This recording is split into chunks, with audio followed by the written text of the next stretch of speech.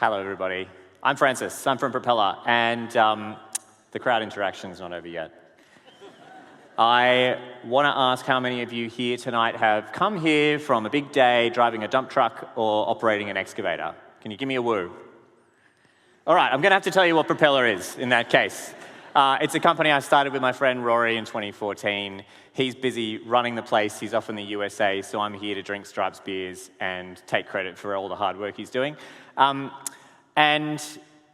that none of you are currently overseeing the construction of an airport or a highway, let me tell you about some of the biggest industries in the world. These ones move dirt.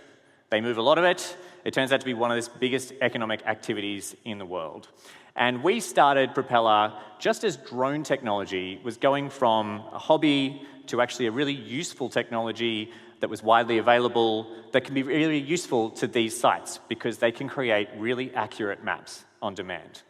Propeller is a company that helps earthwork teams track their sites with drone surveys. We'll set you up with a drone, it'll take off, it'll make a really accurate map of what's going on and give you a bunch of information that's really useful.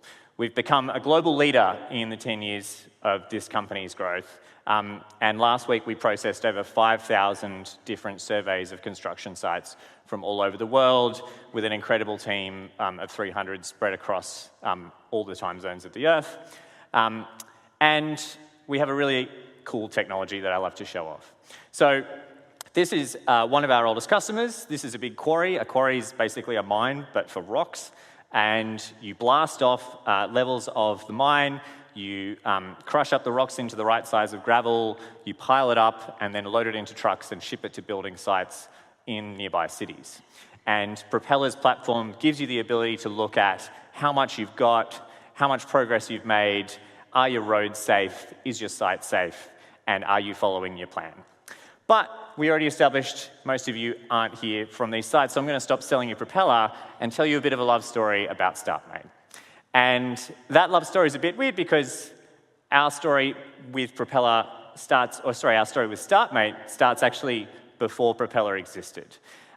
We have the very dubious honor, myself and Rory, of being the founders who I believe are the only ones that have repeated a grade in Startmate and done it 2 years in a row. And Flirty was a very ambitious startup as well. It promised to revolutionize the logistics industry with drones. And there's the drone that we had on day one of this company, which I think was just something we'd ordered off the internet, and we were going to deliver the world's packages. And let me tell you that a drone delivery company in 2014 was a lot of fun. You 3D printed some drones, you got in the car early in the morning, drove out to a farm in Western Sydney, flew them, hopefully they didn't crash too much, enjoyed some breakfast, and you fought for who got to sit in the back seat on the way home so you could have a nap. We had some amazing times, and we did some cool tech with this as well. There's a selfie you can't really see here of me and Rory in Dubai, where we used this drone to deliver a package to a sheikh worth $4 billion. Don't ask me for the OH&S form that supported that operation. But there were some issues with Flirty, not least the number of drones that we crashed. We did make it all the way to the Bay Area with the Startmate crew, but I sat down with Rory in a pub on Howard Street and said, I think we should start a company that's going to make money with drones a bit sooner. So we came home and we registered Propeller. And we got busy getting our drone pilot licenses. But Nikki hassled me to have coffee and said, I think you should apply to Startmate again. And the thing is that this time we knew what to do. We knew that we were going to pick the ultimate advisory board that was going to get us in front of the people who would be smart enough to back our company, or at least rich enough to back our company. No, we had incredible advisors. Stuart's not here, but he was one of the Gravel founders that was in the lead intro. I want to call out, there's a lot of dudes on this slide. And 2015 Startmate was still really working hard towards a better diversity and representation of 50% of the talent in the world. But the single female founder in our cohort was Sam Wong, who just went on to the minor role of a general partner at Blackbird as well. But we also hired people from our cohort. We had incredible people that were advising us, helping us, and that became our team over time. So the other thing that Startmate does, apart from push you into an incredible network, is it pushes you to go and earn some money and find some customers. So this is me on demo day 10 years ago in the Cell Block Theatre, and very proudly telling investors that we were raising $1 million with our $50,000 of annual revenue that we'd earned during Startmate. And that was a great result. We really got some great customers on board with the ambition that Startmate drove in us.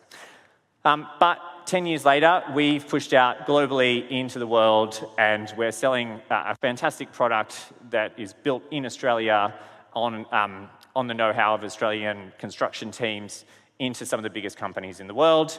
And after 10 years, we're on US $50 million of revenue annually. So it's a nice 1,000x uplift from 10 years ago from the last demo day that we did. It's obviously cool that we had a lot of tech to bring to the world. We've had an impact on industries that don't get to see a lot of this kind of tech. But, it's about the people we've met along the way. Although it's also definitely about all the money that we've made. Let us not forget, we've delivered some fantastic returns to investors and employees.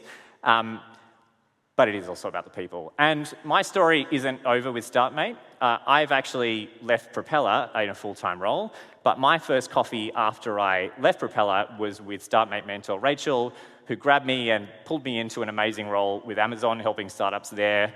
And now I'm working in climate advocacy alongside my former advisor from Startmate, Mike Casey, who's my counterpart as CEO of the organisation Rewiring New Zealand. So my journey continues with Startmate. That's about the ambition and the people that it leveled up for me. And I'm incredibly proud of being part of this alumni community. And I encourage you to keep finding ways for Startmate to unlock your ambitions just like they have for me. Thanks a lot.